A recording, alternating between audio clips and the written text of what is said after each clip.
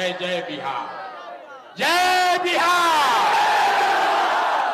बगहा में आदमी के हाथ में दम बा यार, अतरे दम बा।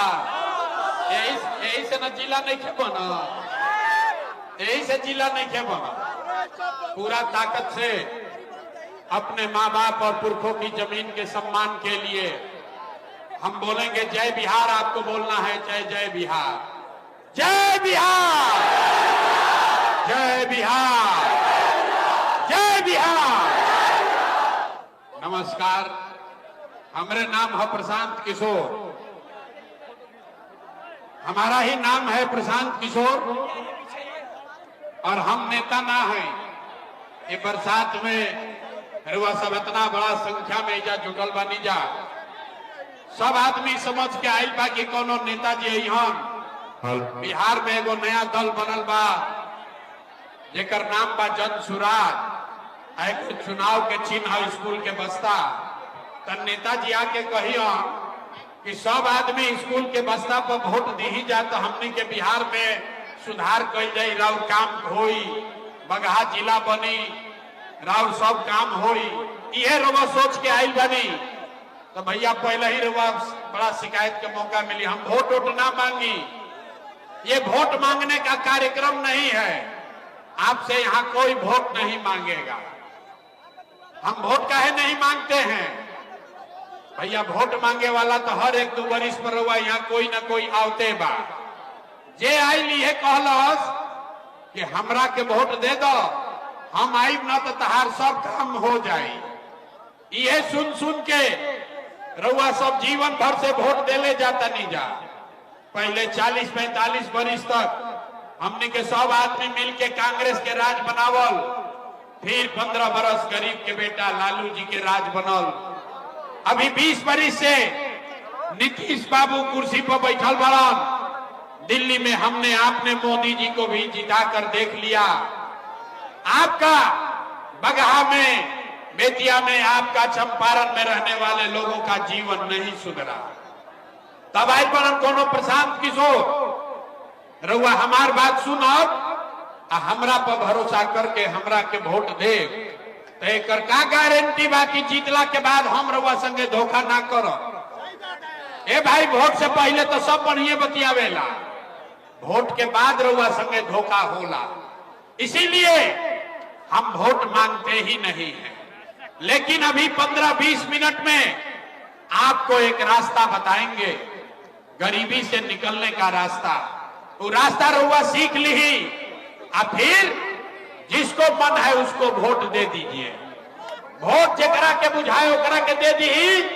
लेकिन जो अभी रास्ता सिखाई, अगर वैसे वोट दीजिएगा तो और कुछ हो या न हो, आपके लिए, आपके बच्चों के लिए यही बगहा में, चंपारण में, बिहार में बढ़िया पढ़ाई और रोजगार की व्यवस्था निश्चित तौर पर हो जाए। और अगर ना होके तब मुखिया, विधायक, सांसद, मंत्री के ना अपन बेटा, अपन भाई प्रशांत किशोर के गर्दन पकड़ ले। तब जकरा जकरा ये रास्ता सीखे के बाद अभी 15 मिनट तक अब आपस में बात नहीं खे करे के, कोई नारा ना लगी, कोई ताली ना बजाई। अब भाषण हो गई खत्म, अब 15 मिनट, अब पढ़ाई हो गई शुरू। अभी 15 मिनट में आपको अपने आंख के सामने दिखेगा कि आपके गरीबी का, बिहार के बदहाली का कारण क्या है और एकरा से निकले के रास्ता, उपाय का बा।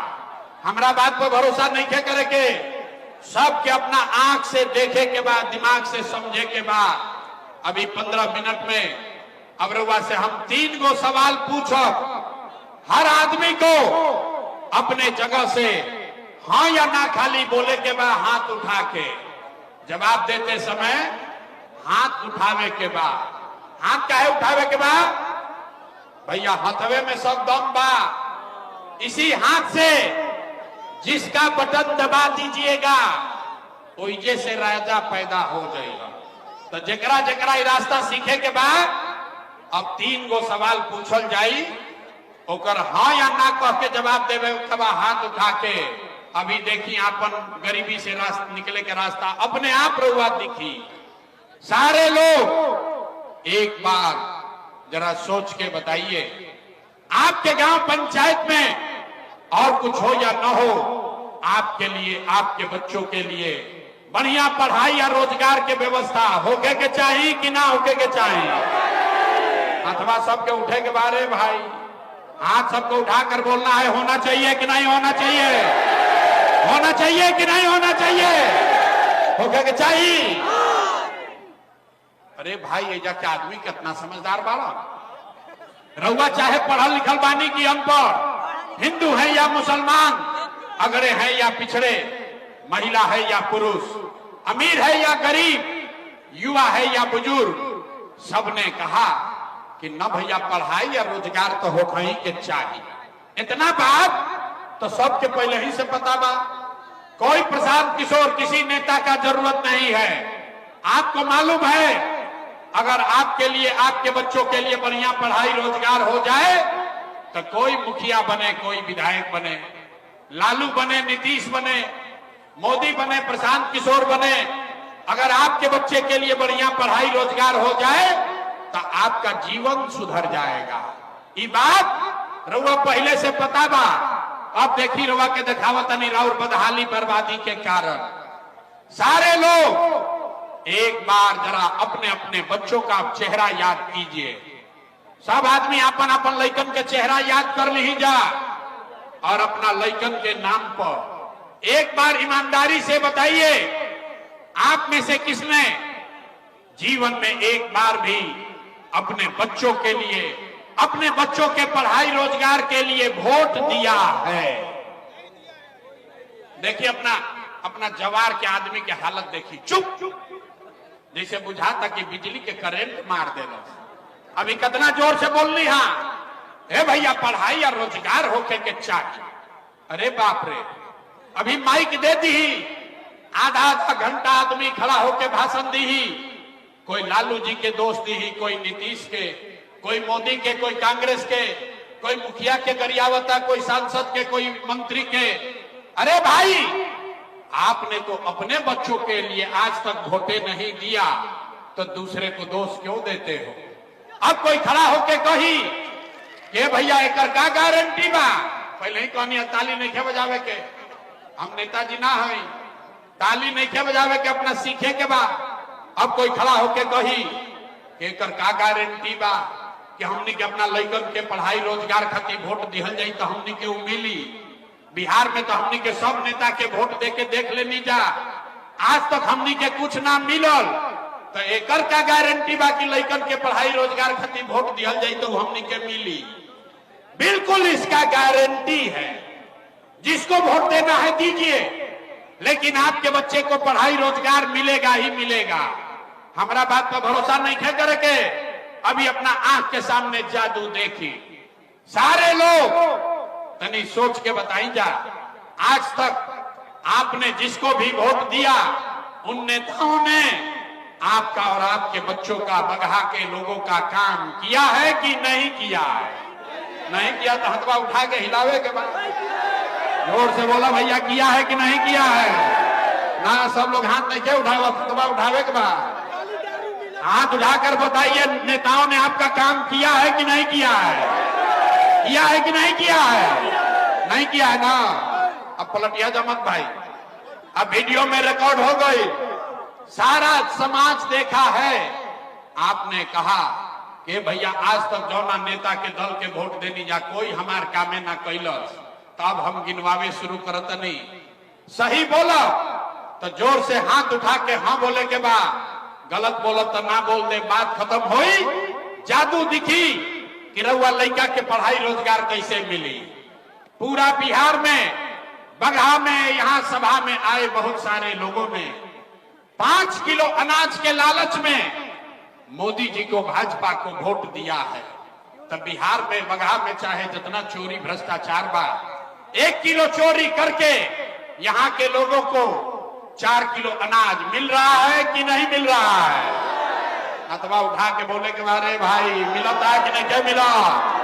4 किलो अनाज मिलता कि नहीं क्या मिला?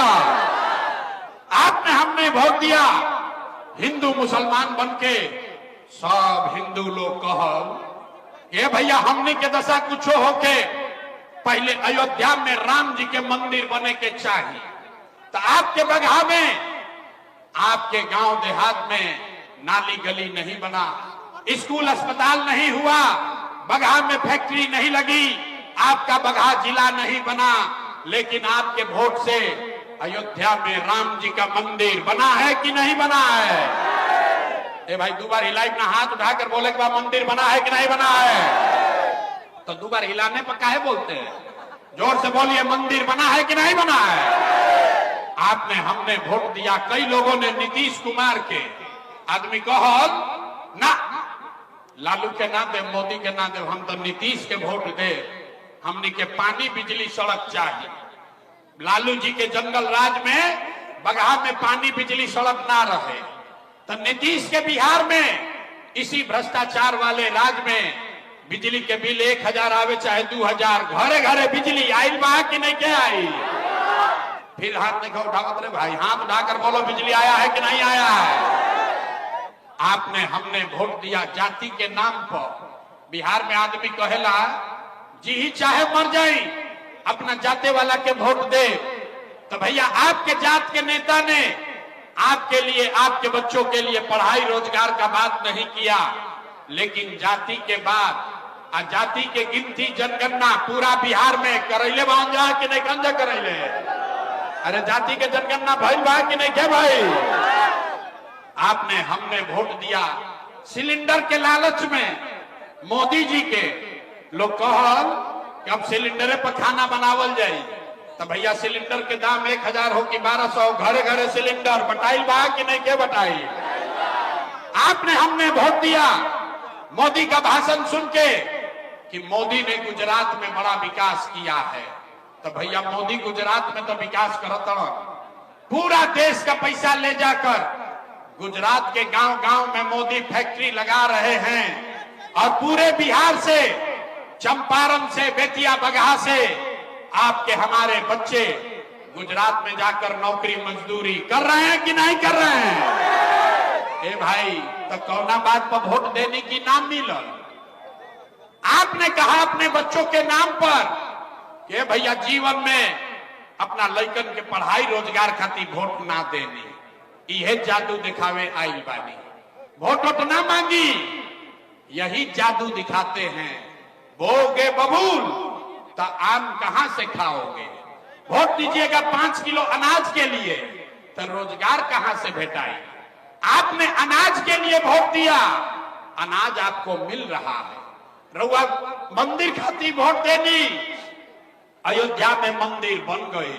आपने बिजली के लिए वोट दिया, घर घर बिजली आ गई।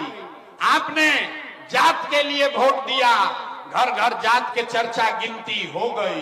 रउआ सिलेंडर खातिर वोट देनी, घरे घर सिलेंडर बटा गई। आपने गुजरात के विकास के लिए वोट दिया, गुजरात के गांव गांव में फैक्ट्री लग गया।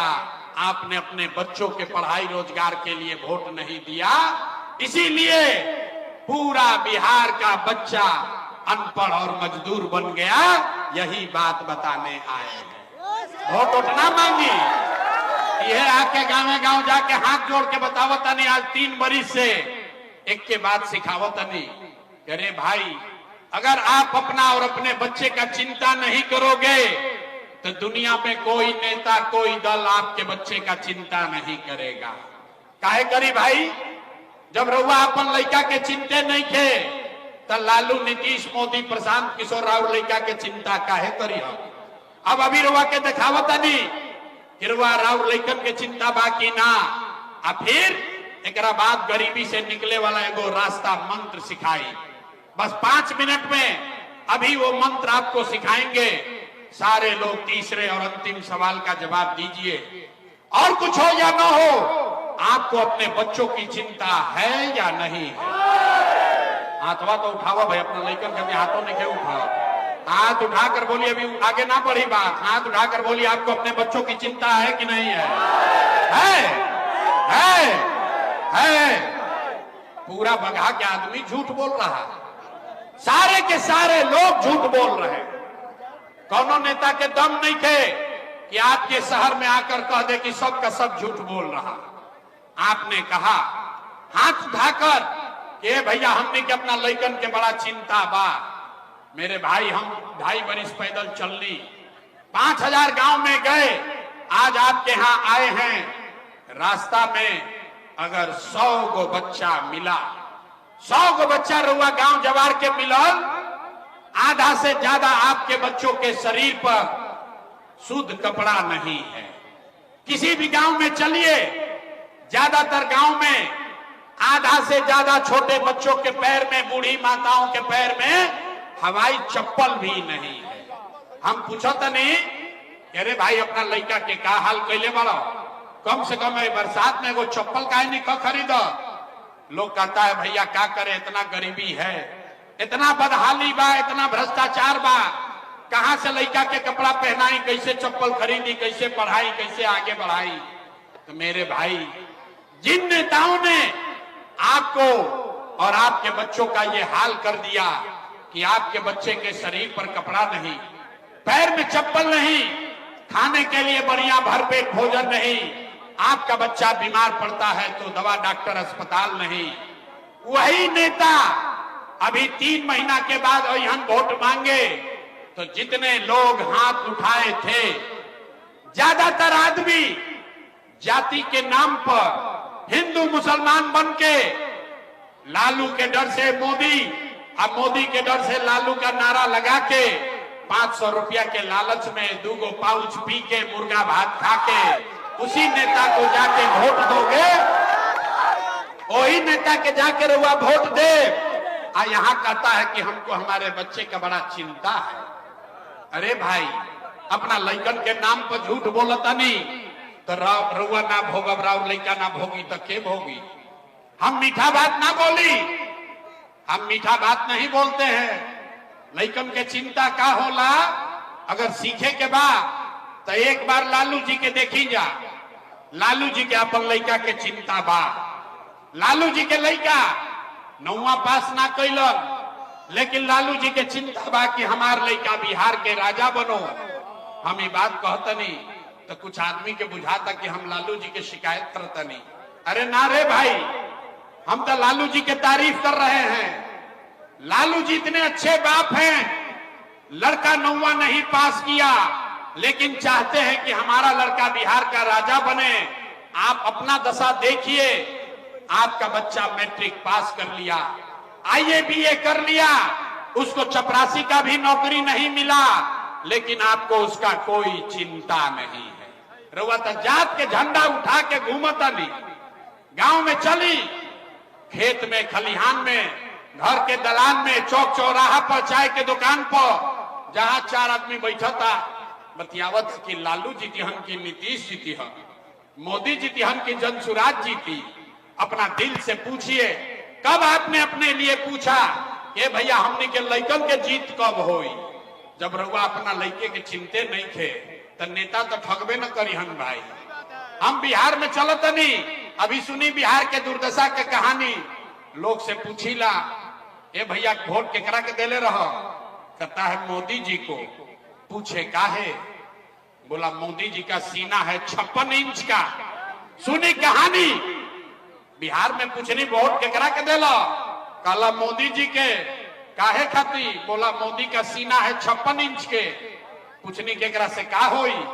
बोला कि मोदी जी सारा मियाँ जी लोग के मार के भगा दी हम, पाकिस्तान पर बम गिरा के 4 टुकड़ा कर दी हम।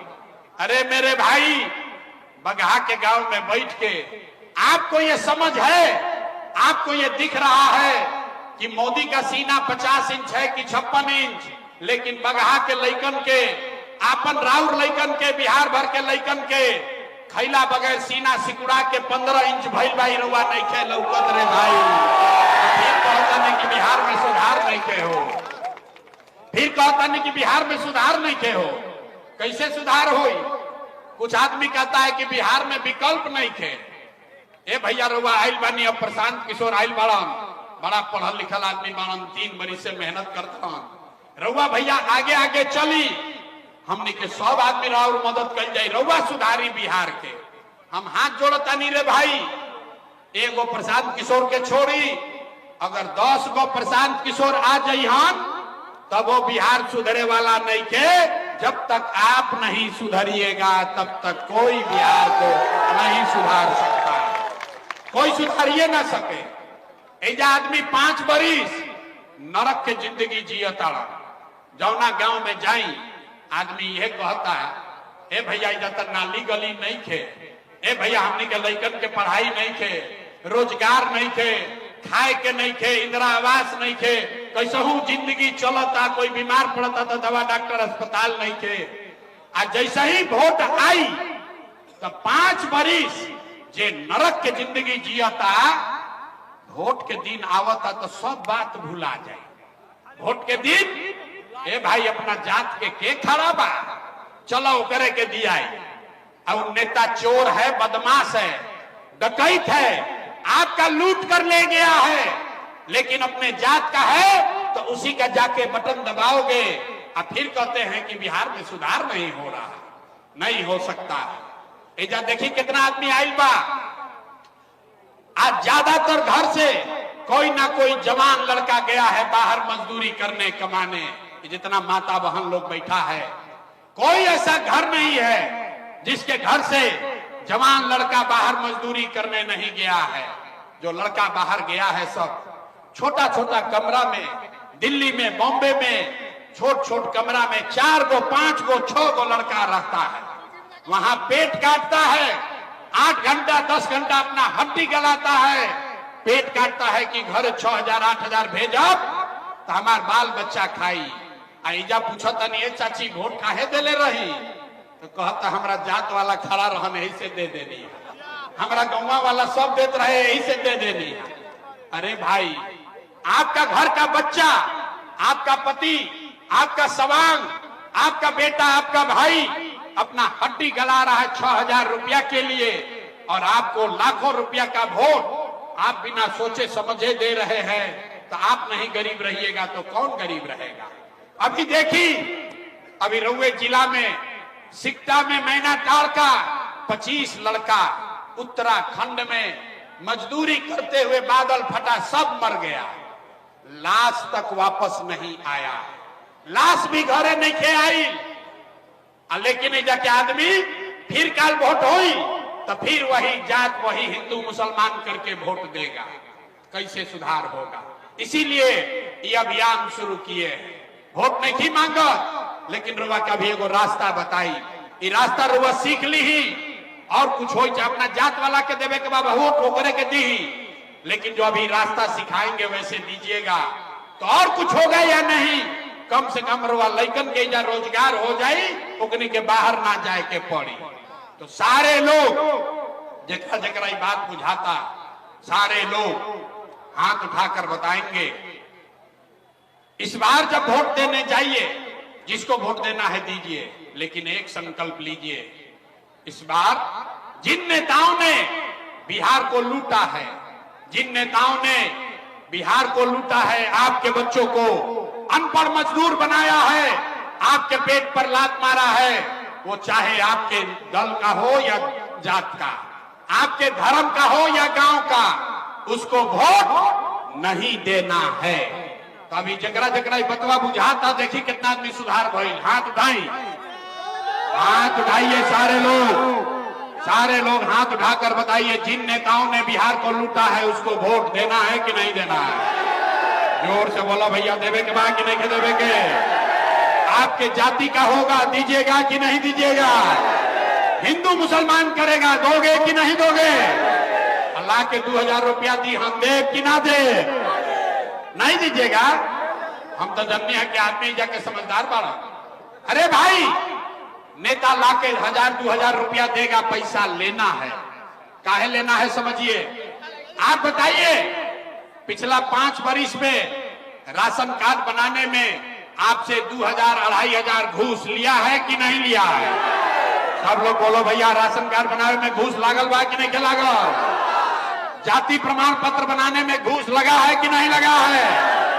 अरे बिजली का बिल ज्यादा आ रहा है कि नहीं आ रहा है। थाना में पुलिस वाला पैसा ले रहा है कि नहीं ले रहा है। बगहा के गांव में 100 रुपया के शराब 300 रुपया में बेचाता कि नहीं क्या बेचा। हाथ उठाकर बताइए, शराब बिक रहा है कि नहीं बिक रहा है। ब्लॉक में सीओ बीडीओ जमीन के दाखिल खारिज के नाम पर लूट रहा है कि नहीं लूट रहा है? अरे भाई, तो 5 बरिस हमनिए के पैसवा लूट के रखले बड़ा सन, वही में से 1000-2000 लाख के दिह सन, तो अपने पैसा है पैसा ले लेवे के बाद। लेकिन पैसा लेने के बाद एक संकल्प अभी याद करना है, एक मंत्र सबको याद करना है।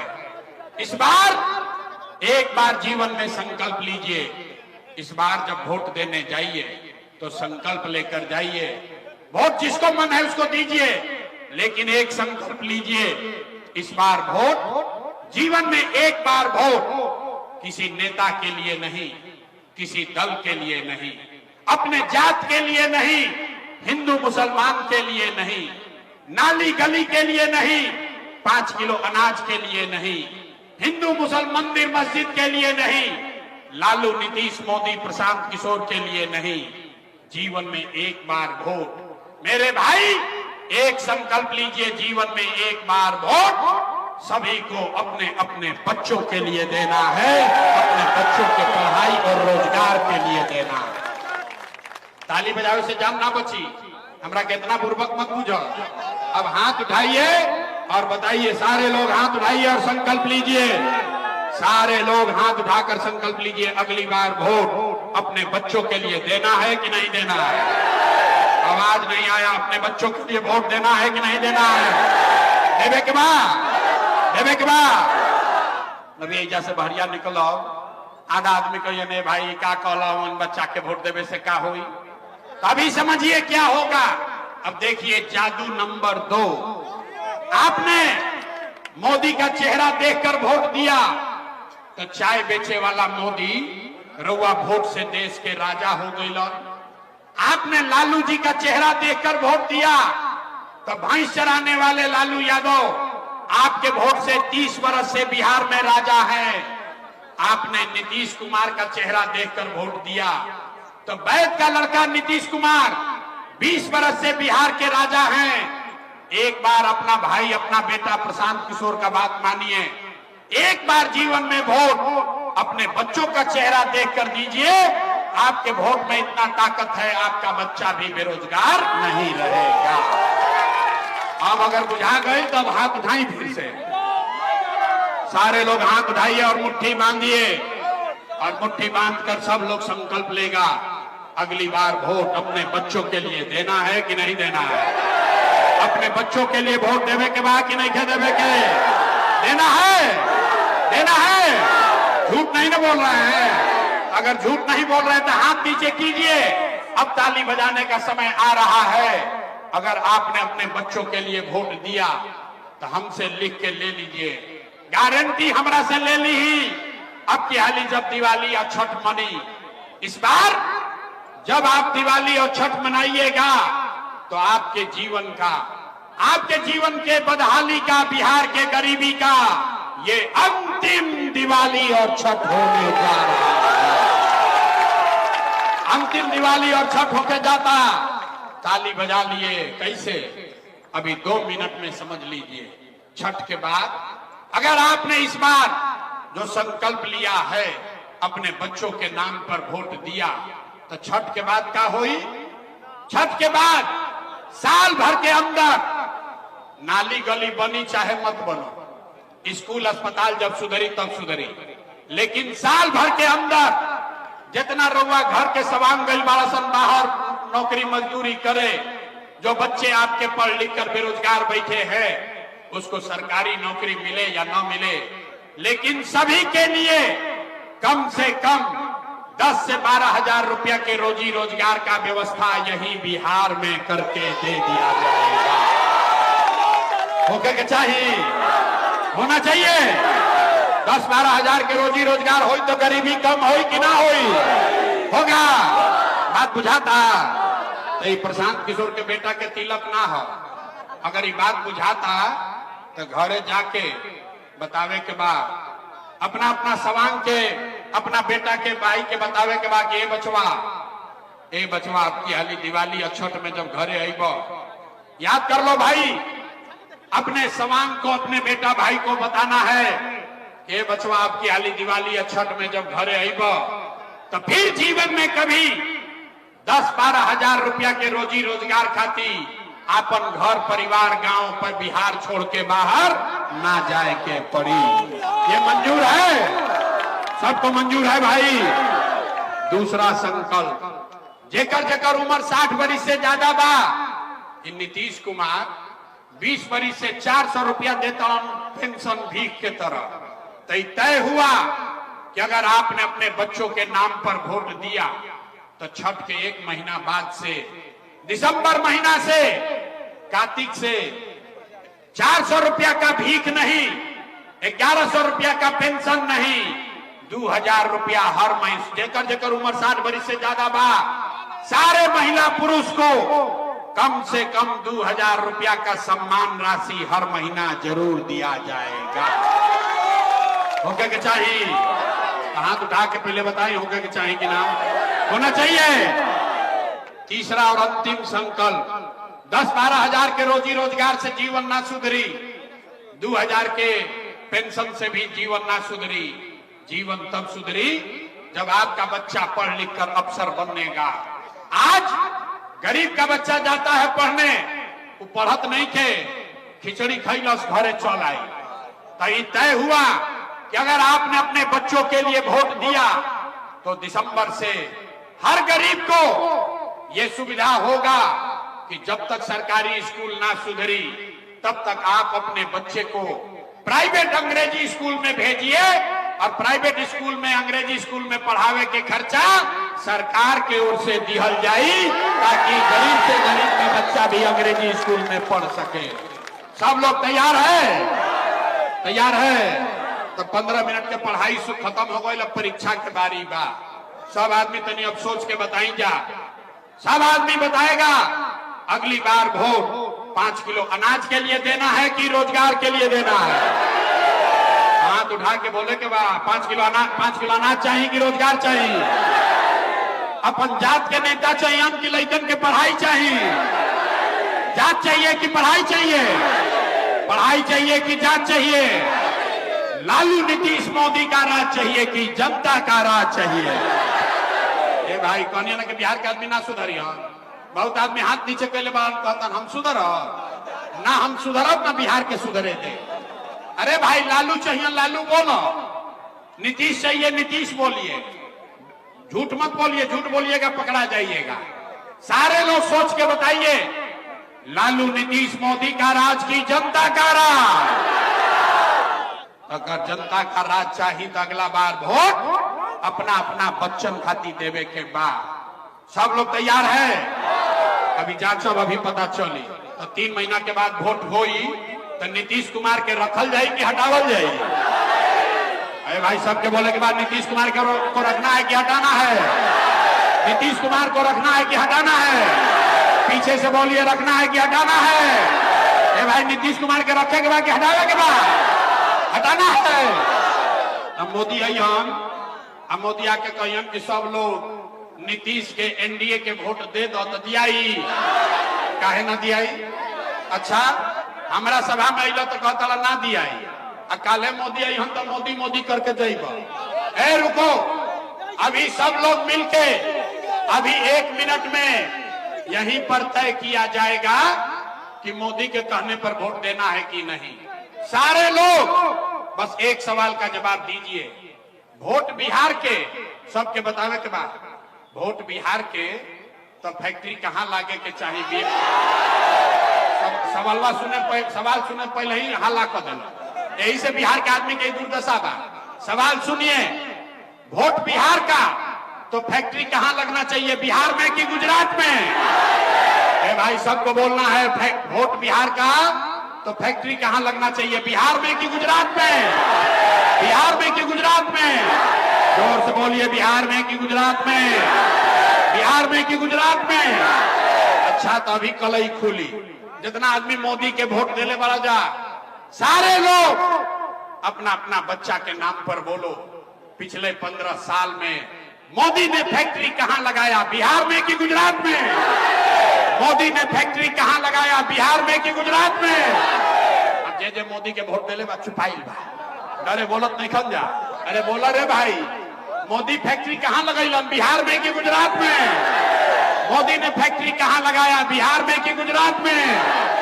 नहीं, हम लोग को मंजूर है, वोट लेबा बिहार में, अब फैक्ट्री लगेबा गुजरात में, मंजूर बा? मंजूर है, मंजूर है? तो नहीं है तब हाथ उठाकर बोलिए मोदी कहने को वोट दीजिएगा। हाथ उठाओ भाई, मोदी कहने वोट देना है, मोदी कहला वोट दिया ही। और अगर जे वोट दिहन मोदी के कहला पर तो लड़का जाके गुजरात में मजदूर बनी हसन, ओकर पाप रउवे सर पर लागी। तो मोदी के कहला पर वोट ना दिया तो नीतीश कुमार तो गई रैयन की जई है, रैयन की जई है। जोर से बोलिए, रहेंगे कि जाएंगे? आवाज नहीं आ, रैयन की जई है, नीतीश कुमार रैयन की जई है, रैयन की जई है। गैलन, गैलन, हाथ उठाकर बताइए नीतीश कुमार गए, नीतीश कुमार गए, गैलन, गैलन। बच गई लालू के ललटेन, अब बच गई लालू के ललटेन। अब भाई बताओ, लालू के ललटेन चाहिए?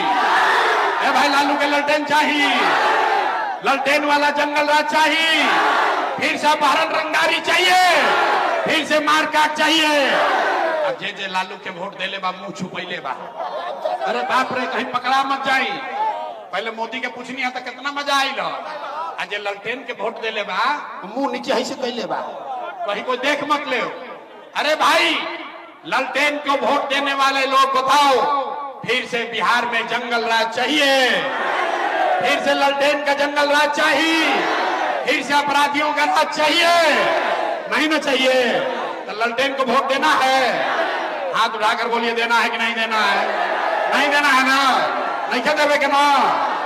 तो लालू नीतीश मोदी तीनों चल गई, तो के बचा, के बचा?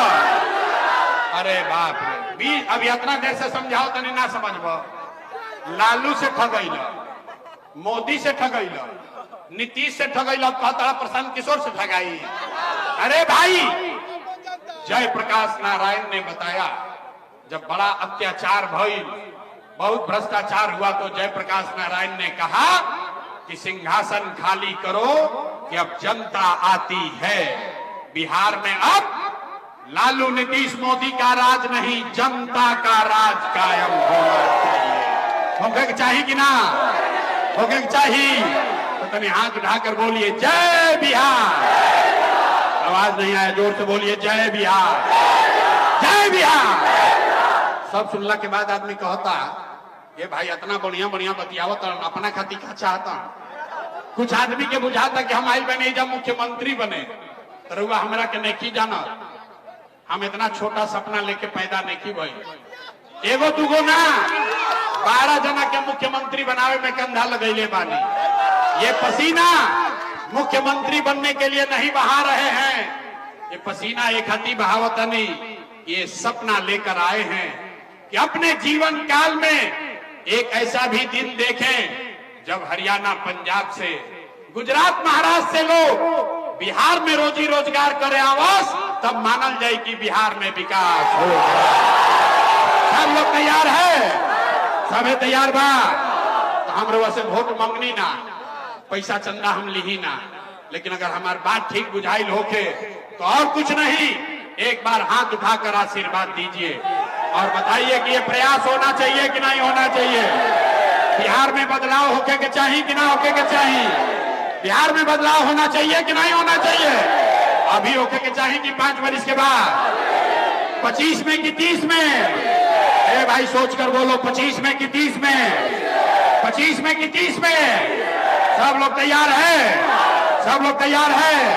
अगर तैयार बानी तब तैयार हो जाए 3 महीना के बाद बिहार से व्यवस्था बदले वाला बा। बिहार से हम लोग गरीबी को झाड़ू मार के बाहर भगाने वाले हैं। पूरी ताकत से बोलिए जय बिहार, जय बिहार। हम पुलिस सुरक्षा ये सब लेके ना चले,